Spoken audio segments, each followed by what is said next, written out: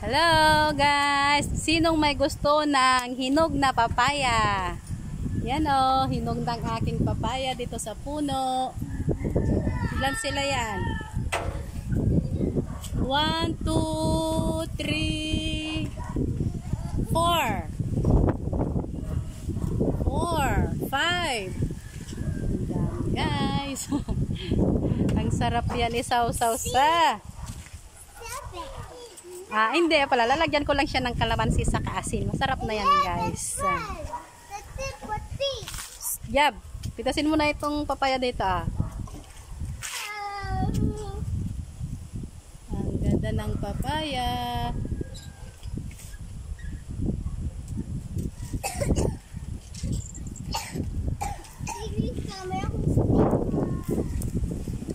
Yan, no, pipitasin ko yan mamaya guys para makain na namin kasi mamaya ay may bisita akong darating.